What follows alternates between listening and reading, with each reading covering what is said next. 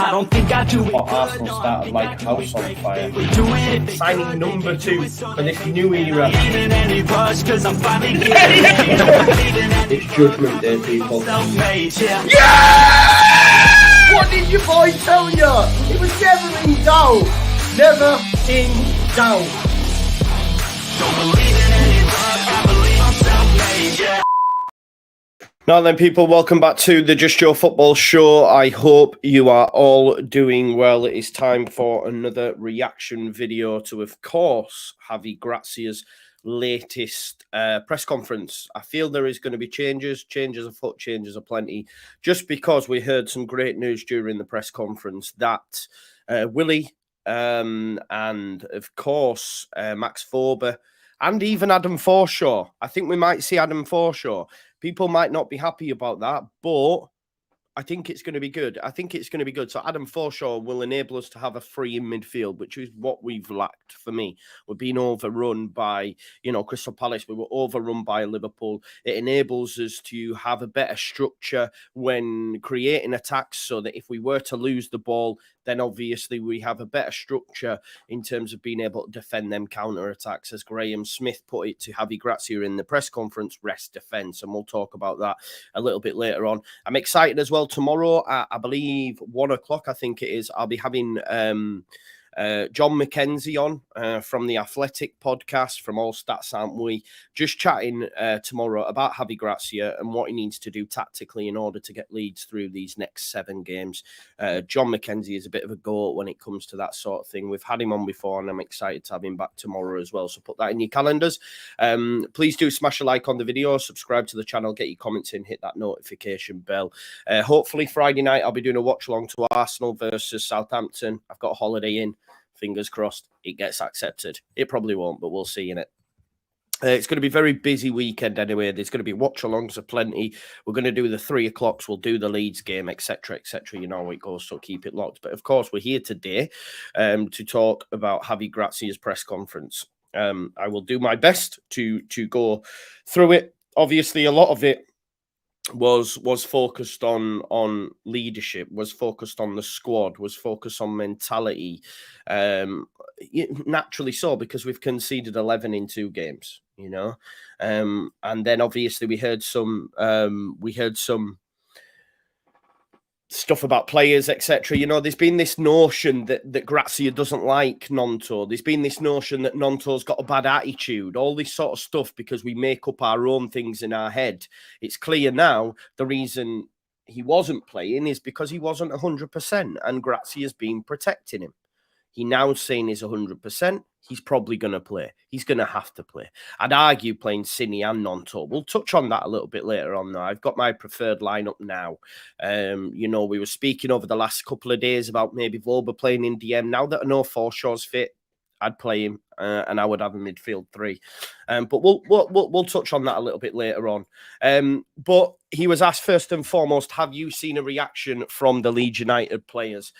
He says, look, all my players are really disappointed and have the desire to change and perform better. And we look forward to the next game. He was asked about the fact that Leeds United have conceded 60 goals now, I believe. I don't know if that's factually correct. I probably should have checked that, but let me just double check. It probably will be something along them lines, but it was put to him that way. Let's have a look. Leeds United in terms, yeah, we have the worst in the division. So he was asked then specifically, how much have you focused on the defensive side of the game? And JAVI said it's something I have tried to improve since I arrived.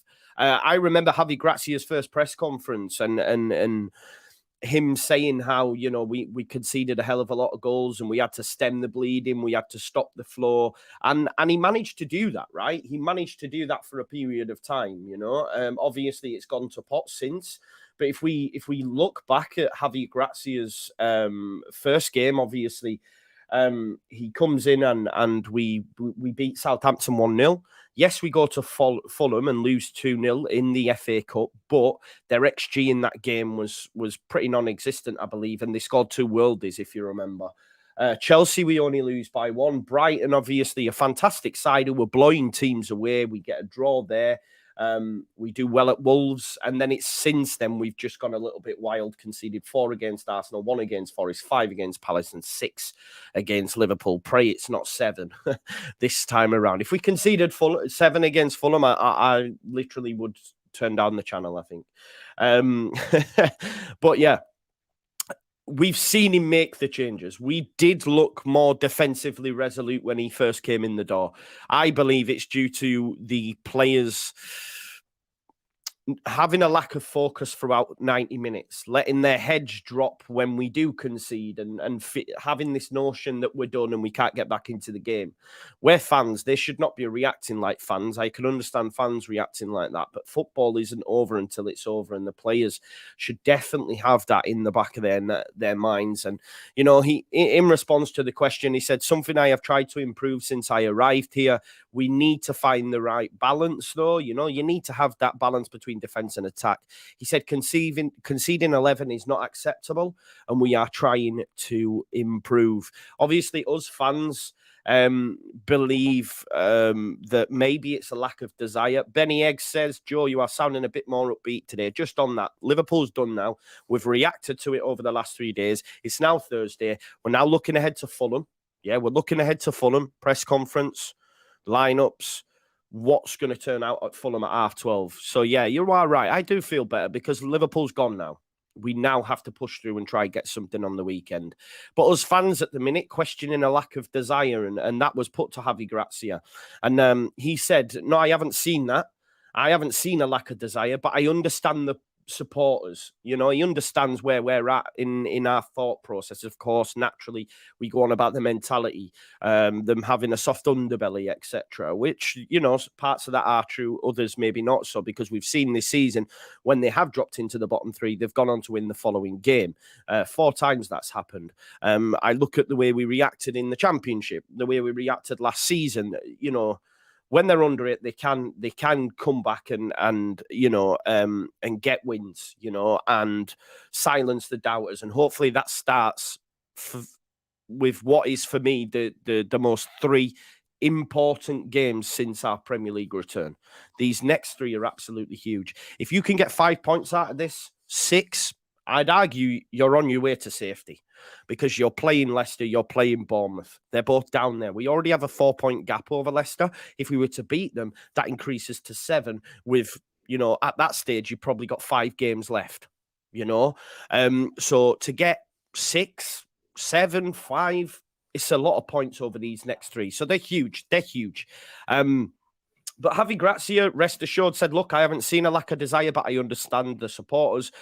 Both games, there were moments when you could have that feeling. But I'm going to defend my players because they tried. You know, he says sometimes it's difficult to manage during the game when you concede multiple goals at once. It happened against Palace. They scored 2 goals in quick succession. We get 2-1 back in the game against Liverpool. 5 minutes later, we're 3-1 down. It is maybe difficult to manage mentally during the game. And JAVI GRACIA mentions that. But in response to that, and I put this on my notes, put a fucking challenge in then. Do you know what I mean? This is what's been really, really frustrating. We touched on it yesterday in the final word as well. Like, I know a good performance isn't marked by fouls, right? You should never have to go to ground. That's something I would remember being told many times. Don't go to ground, stay on your feet.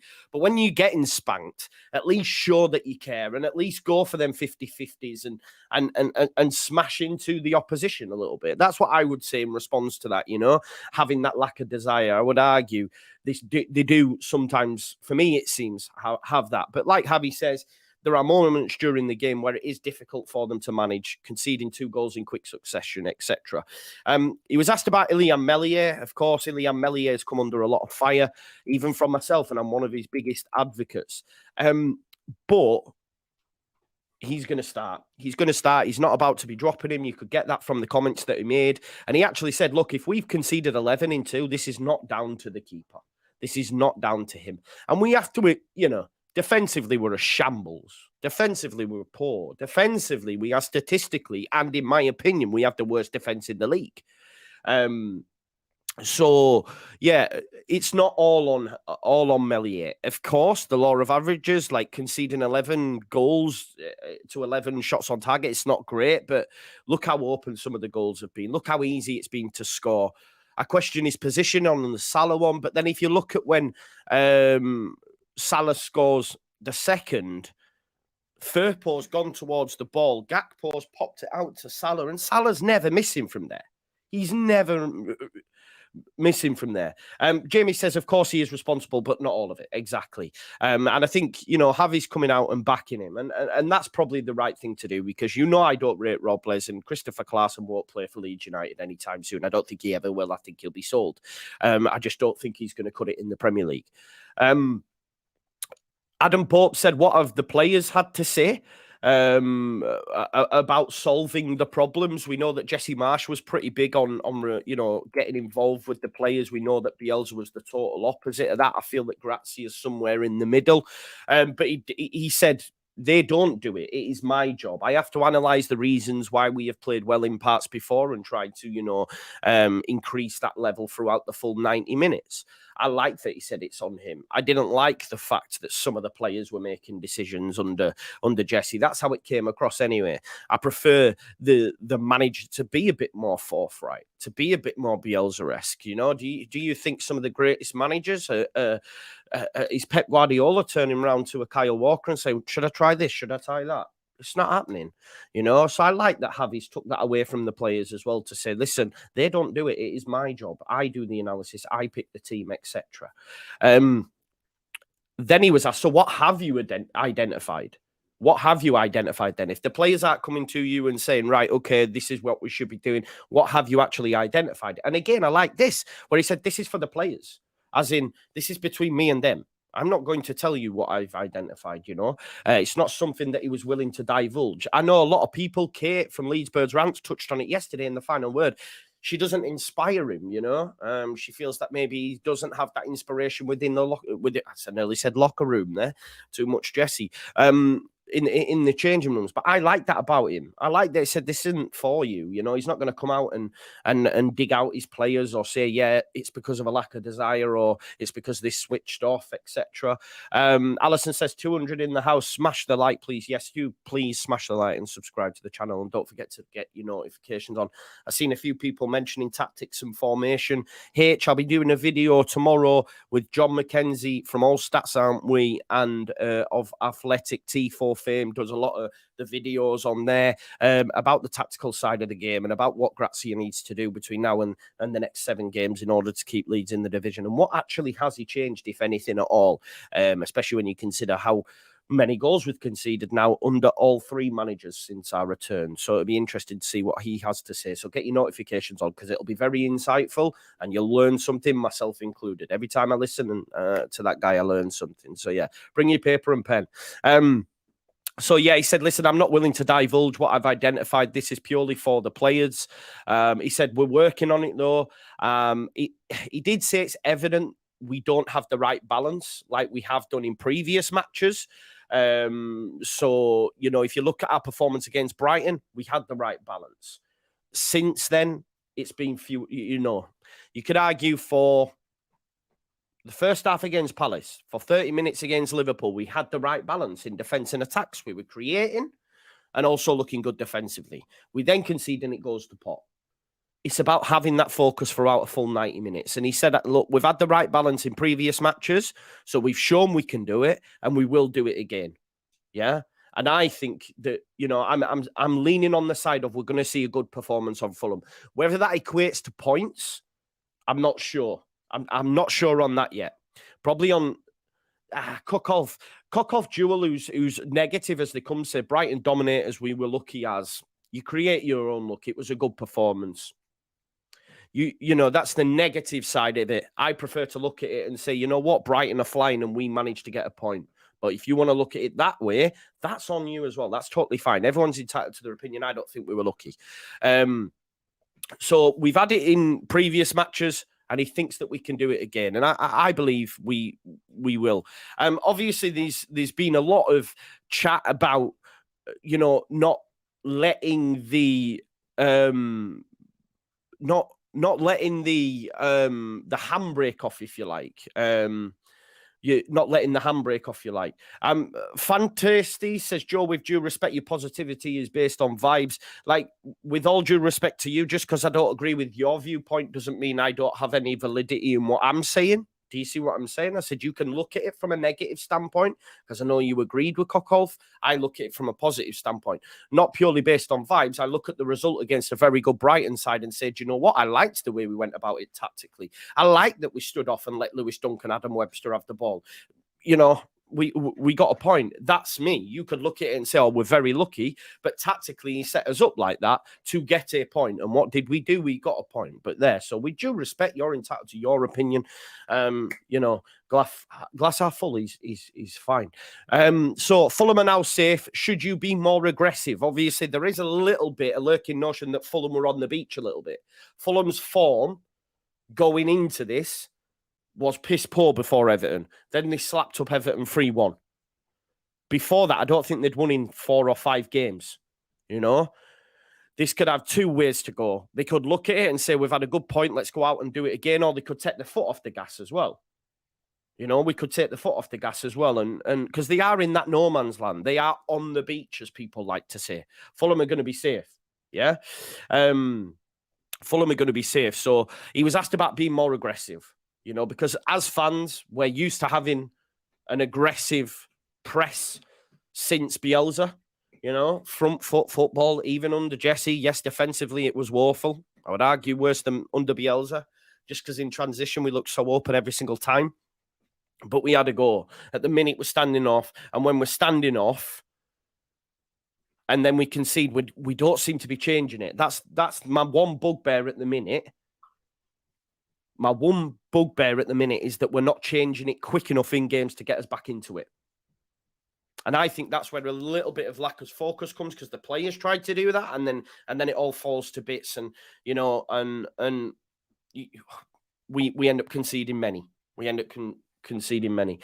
Jamie says he can't sit back and be pragmatic. He's got to have a go, and that's the thing, innit? If you're sitting back and being pragmatic and getting a point against Brighton, we can accept it as a fan base.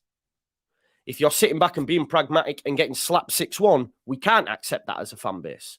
And that's the thing, isn't it, Jamie? Changes are too late. Maybe it's down to fitness. Nonto coming on as low as late as he is might just be down to fitness. I think he starts at the time. Fantasy says, I'm with Jamie. It's about seeing evidence on the pitch. Vibes and prayers don't cut it. If I see evidence, I'll glad me my words. Well, you've seen evidence against Brighton. But you was agreeing that we were lucky. I don't know, bro. So Adam Pope says, Fulham now safe. Should you be more aggressive? And he said, yes, we need to be more aggressive, but not only in attack. We need to defend better also. We have to compete like we did before. Lee Chris says, if Javi loses on Saturday, he could be fired. Not sure if this is true. That is not true. Leeds United will not sack their manager now with 7 games to go. It'd be totally pointless. And I would kick off as a fan even more so about them giving it Jesse. You can't be sacking him now. You know, you've put your flag in the stand, in the ground, and you've got to stick with him. And I think over the course of the season, it might not be great, but we'll stay up for me. I still think we'll stay up, folks. But these next 3 are huge. If we get battered by Fulham, then I'll probably disagree. You know, because we've got Fulham, Leicester, Bournemouth. We could be looking in 3 games' time, saying, do you know what? We've got 5 points. Got 4 points. It's looking a lot better. As long as we beat Leicester, that's the big one. But like Grazia says, we have to complete like we did before. Always the next game. Always we need the next points. We have to change the dynamic, as we only have 7 games left and have just come from 2 poor results. Poor results is an understatement. Absolutely shockers. Asked about Nonto specifically. What's he been doing not to start? What must he do better? Now, Grazia didn't understand this question, because later on when Berren asked him about Nonto, he went, have I spoken about Nonto? I did not realise.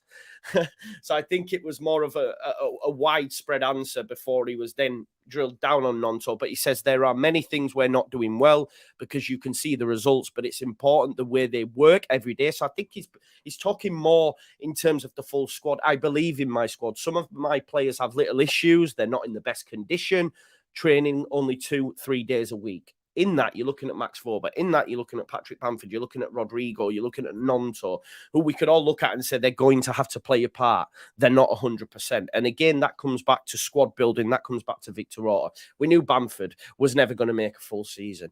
Rodrigo, we wanted to get a striker. We brought in, I've even forgot his name. I hate when I have these mind farts. Jorginho Rutter, who's just not ready yet, unfortunately. The squad management, if we do go down, it's only based on three men. One man more so than others. But then you've got to look at who employs Victor Radrazani. So it's all of them, innit? The Three Stooges.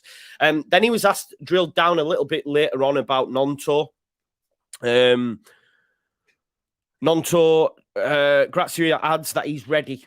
He's ready. He's had a few issues and admits, I have been protecting him. So all this, the hysteria that us as fans like to build up about his attitude, about, I'm guilty of it as well. I'm not trying to say it's me, but I never fully agreed with them falling out thing. Falling out, his attitude, etc. He's been protecting him. He's had a few issues. He hurt his ankle, wasn't it, back in the international break. He's had a few issues, been protecting him, but now he's ready, which is huge. So for me, he has to start. He was then asked about Patrick Bamford. I still believe had Bamford been fit at the weekend, he would have started. He's pivotal to what we do. Yes, he's not scoring goals, folks, but he offers more than Rodrigo in our build-up phase, out of possession, in our rest defence. He offers so much more, I believe. Yes, he might not score the goals. I'd like to see them playing it too. It won't happen, though. I think if Bamford's fit, he has to start. Now, Bamford is training again, but can't say if he'll be ready or not for Fulham. I hope he's ready. I know, Jamie, you don't want to see him again, but football's about opinion. And I think we're better side with Bamford in it. That's just my opinion. People disagree completely, and I understand. Lewis CW7 said, I'm very excited. I don't know why. I'm starting to see the wood through the trees, the light at the end of the tunnel as well. I think we're going to get a positive result. Vorber, massive. Biggest miss. No, actually, Tyler's the biggest miss. But Vorber is in better condition than last week, so a decision is to be made. When he was available, he played and had very good performances. So if he's available, expect him to have very good, good performances as well. So Vorber looks like he's gonna make it. He was asked about Tyler Adams as well, and I just want to jump ahead to this because he was asked if he'll play again this season, on whether, and whether or not he's been missed. I think we all as fans can see that he's missed massively. And he said he's a player who plays in a position where we don't have many other options. It's an absence and it's an important position. But he did say after that Adam Forshaw was fit. And that leads me to believe that Adam Forshaw is going to start in a trio of midfielders at the weekend. I think he'll play that Tyler Adams-esque role, if you like. I think Adam Forshaw comes in. I'll bring my lineup just based on what I heard in the press conference of what I believe it'll be. He was asked about rest defence because let me just jump to this super chat. What you think of this as a starting 11? Robles, no. Not for me, bro. It'll be Melier. Ailing right back, yes. Coops and Vorber. I've come to the realisation that Coops isn't going to start, and I think Cock has done well when Vorber's been there. As much as I dislike him currently, I think it'll be Cock and Vorber. Forshaw, Rocker, Somerville and Cini, Nonto through the middle, and Bamford or Rodrigo up top. No, I wouldn't go for that personally. I think we need to have a three-man midfield. Yeah, I'm not sure Nonto can play in that 10, in that Aronson type role, maybe. You're probably better off sticking Harrison there, if anyone. I don't know. That's just my opinion. But I do think Nonto needs to start. We'll touch on it. Thank you very much, as always, for your contribution to the channel, Sean. You're always doing it, mate. And I'm really, really grateful. Over 300 people in the house. We've only got 100 likes. Please do smash a like on the video. So what is rest defense? Okay. So rest defense is a tactical term, basically, we use to describe the attacking team's structure that ensures a good transition into a counter press and defending upon losing possession of the ball. If a team's rest defense structure is good, it means it lends itself nicely to immediately put the opposition under pressure as soon as they recover possession. So when talking about someone's rest defense, we actually talk about their inability to attack efficiently and yet have a structure in place for the moment the ball is taken away from them, right? So for that reason, rest defensive tactics are essential in preventing counterattacks and fast transitions by keeping a solid defensive foundation behind the attacking force of the team. Now, based on what you've just heard there, Jesse Marsh had a really poor rest defense, because if you look at how many times we were cut open when we lost possession high up the pitch. If you can remember when we had corners and he would just have Tyler Adams on his own in the middle of the pitch, and we would see a repeat of the same goals conceded over and over and over again, due to that fact that when we lost the ball high up the pitch, we basically were non-existent. We were chasing our tails. We only had Cooper and whoever it was trying to chase back. You know, JAVI GRACIA does, for me, have a better rest defense. But I'll get to that in a minute, Alex. But what we've seen since then is the players come away from that. Players come away from that rest defense because they've conceded a couple, and we've seen how open we've been over the last few. You know, but then again, errors don't help that, because if you look at Liverpool's first goal, JAVI GRACIA can't prepare for third post touch being so bad.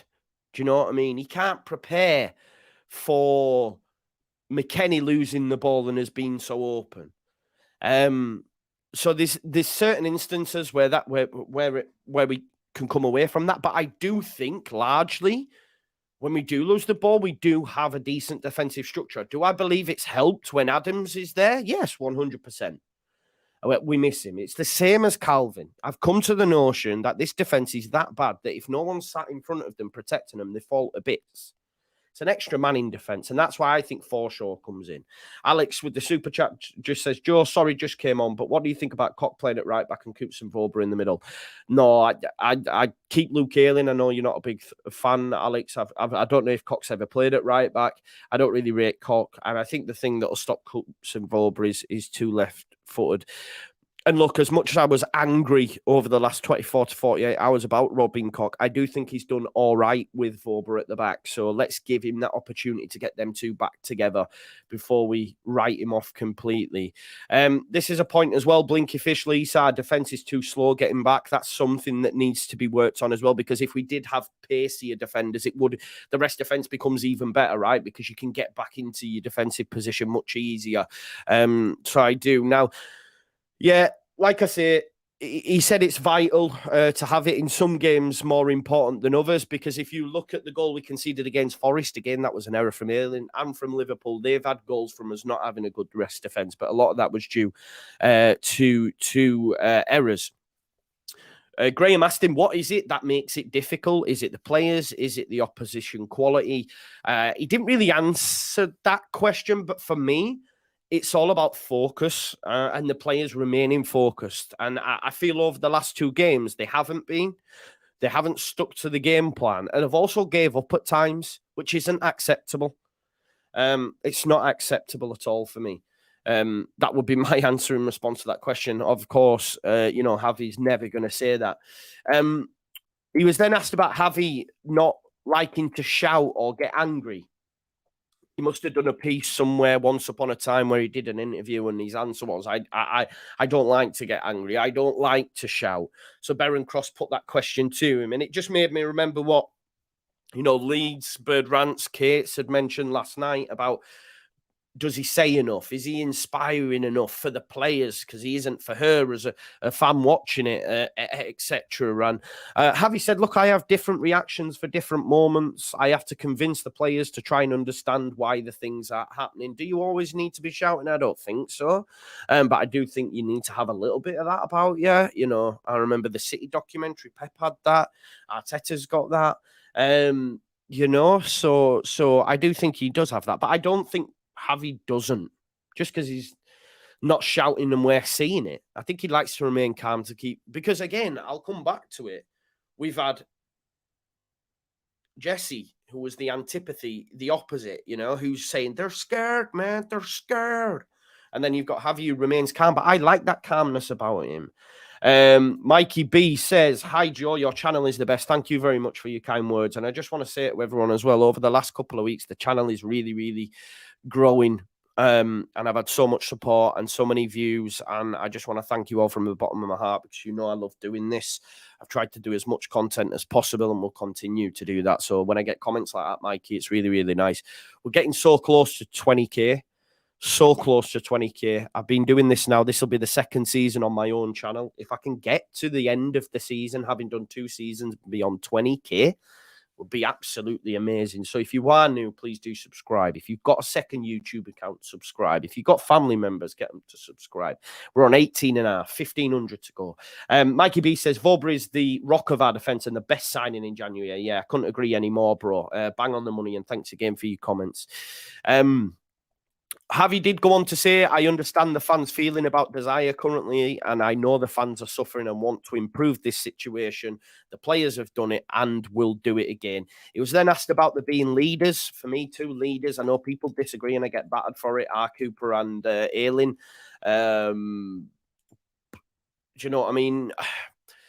I think they are leaders. People might disagree. But you know, are there a lack of leaders? I think us as fans believe there are. I think the press clearly believe they are, hence the reason for the question. And, you know, Javi said, look, I don't feel there is an issue with their attitude. And then the person who asked the question drilled down on it. I liked it, actually. He said, look, you had a collapse at halftime versus Palace. And then you were playing well against Liverpool up to the first goal. And then you had another collapse. So, leaders? Do you know what I mean? And I like the way he posed it. And Grazia said, look, I understand perfectly why you asked this. In this moment, it's not time to speak. It's time to do. And that goes to Fan Tasties. That goes to L. That goes to my man. Who's my man now? Jamie, man. Jamie Dixon. Like those that say, listen, I'm sick of hearing this now, Joe. I'm sick of hearing it. It's going to get better. I want to see action. And that's what Javi's saying. You know, in this moment, it's not time to speak no more. It is time to do. Yeah, it is time to do. He said, all the things you are telling me now, I agree with you. I'm not going to come away from that. I want to see it as well. Fantasties, I want to see it as well. People who watch me regularly, I'm not accepting what's going on now. I'm not happy about what's going on now. But I do try, once it's left the mind, and it's took bloody 3 days to do so, to look ahead and look forward. And we have to. Big up Wife Trader Magazine. Wife Trader Magazine. Is that a new auto trader? Wife Trader Magazine. Imagine putting your wife on the market. There you go. Maybe there's a niche market for you there, bro. Give it a go. Remember that program Wife Swap? You could do something similar to that. Yeah, we need to see action, more and more action. Now, that was your press conference, rattled off everything discussed. Now, what I wanted to do, just based on the press conference, and we did this last time, and the numbers that are back, what I believe my lineup will be just based on what he said. Now, there'll be disagreements, and I understand it, but this is where my head's at, okay? I think we might see something similar to this, and I'll talk you through it. So, here is what I believe will be the lineup. Of course, Meslier will keep his place, and we can say that. We can say that for certain, just the way he was backed. Now, Firpo left back, Vobra and Cock will play at centre back, and Luke Ayling will play at right back for me. I don't think Rasmus did enough to keep his place, and I'd bring Luke back in. I think Forshaw plays in the Tyler Adams. I nearly said Roberts then. In the Tyler Adams type role. What that means is obviously we'll lose Brendan. Now, I'm all for dropping Brendan, if I'm being totally honest. I would drop him. McKennie wanted to be and came in as a box-to-box 8 and wanting to be all over. I think when we have seen him play further up the pitch, he has looked pretty decent. When he has got into them areas, he's not been able to do it of late. But I think if you add Forshaw into the mix, he's going to be able to do that. Rocker, obviously, we know when he's on it, can find a pass. Nonto comes back in for me. Play him on the left. You can't drop Cine. I'd go as far as to say I'd play him on the right. I think, you know, I would drop Jack. Since he got his new contract, he hasn't been great, but Javi is a big fan of his. And I bring Bamford. Back in. What that could look like is obviously the 4-2-2 as well, which we might see outside of possession, maybe. And maybe that might mean Aronson could play instead of Cini, because we have seen Aronson out on the right as well at times. Thoughts, folks? That's what I would go with. I think Indiana Joe says, Forshaw, is this a joke? Right. Tell me who you're going to play there. Tell me who you're going to play there. Rodrigo, yes, I drop him. Honestly, I know goals, but we lack so much. Yeah, Bamford, calf issues, still trained. He might be back. We lose so much without Bamford. I don't think you've got to play him. Darko JB, you can't throw him in. Otherwise, he'd have been thrown in already. Pelini is going to feed. Yeah, listen, Forshaw. I think he likes Adam Forshaw. I think he mentioned him in the press conference. That's why I would play him in there. Terry said, as you said, Voba. Maybe Voba, yeah, maybe Voba as well. But just with him talking up Adam, I think we might see Forshaw play. John says anyone but Forshaw. No, I think he could have a good performance. He's not a bad footballer, you know. Adam Forshaw's not a bad footballer. He's not. He's just had injury issues. That's the mockery bit. But he's not a bad footballer. Jamie, when you say, let's be real here, what have you said? That's not real. You know me. This is what I believe. Bamford is better for us in this lineup. Archie Gray, again, he's too young. He's not going to throw him in. Yeah, I think Forshaw comes in for me. I'd like to see us play with no, I'm not having Strauch at DM either. That was a bad time when he was playing there under Bielsa. Yeah, I don't know. Rodrigo can finish, but attacks break down with him. The ball just comes back at us time and time again. Michael, bang on the money. Bang on the money, bro. I think you bang on the money, and that's why we need to have Bamford for me. Put Cock in there, potentially. Justin, he's played there as well, hasn't he? He has played there. Matt Davis, bang on the money as well. Forshaw will keep the ball. At least he will be competitive. This is what I'm saying. Adam Forshaw's so press resistant. Forshaw, like Alex has said, he makes simple passes and he's solid with the ball at his feet, and that's what we're lacking. Lee Crisp, I don't think Forshaw is poor. He's not a poor footballer. We haven't seen enough of him to be saying that. He's not a poor footballer. Joshua said Forshaw would be a starter every game if he didn't get injured. This is what I'm saying. I'm not saying he would start every game, but if he wasn't injury prone, Adam Forshaw would have played so many more games. He's so good at protecting the ball, and he's our best press-resistant midfielder. Facts. So if we want to get a stronghold in the game and get on the ball, Adam Forshaw is gonna be needed for me. And if he's fit enough, which is what Javi's saying, get him in there. Get him in there for me. Tom T says, relying on championship players to save us. Well, again, that comes back to recruitment, like you've said. You know, like you've said. Yeah, I understand what you were saying there. Someone's just said, but Joe, we don't play possession. Forshaw is pointless, but we need to try something else for me. We need to try something else. Yeah, I think we do. It'll be interesting to see. Listen, folks, tomorrow, John McKenzie from The Athletic and T4 Football Podcast. You've probably seen his videos on YouTube. He's a Leeds fan. He's the owner of All Stats, Aren't We? He's coming on my channel tomorrow at lunchtime to talk about JAVI GRACIA, his tactics, what's actually changed, and what he needs to do between now and the end of the season to keep Leeds in the Premier League. Yeah. So if you want further knowledge on that, and what I'll do is I'll keep this lineup and I'll put it to John to see what he thinks, because I do take a lot of what John says on board, and hopefully he thinks we're going to stay up, which is also a good sign as well. But we'll see. Listen, join me tomorrow around lunchtime. I'll not have any more out tonight. Like I say, I'm working 5 to 11. I actually slept till 12 o'clock today. So I needed that sleep. So I need to been doing streams. But this one today, tomorrow, of course, I'll do the video with John and we'll look ahead to Fulham. And then Saturday, Yeah, Rob, Johnny's the GOAT. Johnny's brilliant, says Dale. Yeah, so he's going to be here tomorrow. Yeah, Saturday, I'm doing the Leeds game, and then I'm doing the 3 o'clock kickoffs as well, okay? I don't know if you've seen the fixtures for the Premier League at 3 o'clock on Saturday, but they're huge. So the games on at 3 o'clock, folks, on the 22nd are Brentford Villa. That doesn't concern us, but these do. Crystal Palace Everton, Leicester Wolves, and Liverpool Forest, all on at 3 o'clock, okay? So make sure you join me for that. It's going to be good. Yeah, Michael, it is what it is. Everyone has their favourites, man. Of course, we should have moved on from Forshaw. I'm not saying that. I'm not saying that. But it would add, and we just need an extra man in there, really, for me, anyway. But listen, smash a like on the video, subscribe to the channel, get your comments in, hit the notification bell, and I'll see you tomorrow. And make sure you join me on Saturday for what will be a jam-packed day of football on the Just Joe Football Show. Hoping and praying season. We've been here before last season. We can do it again. I will see you tomorrow.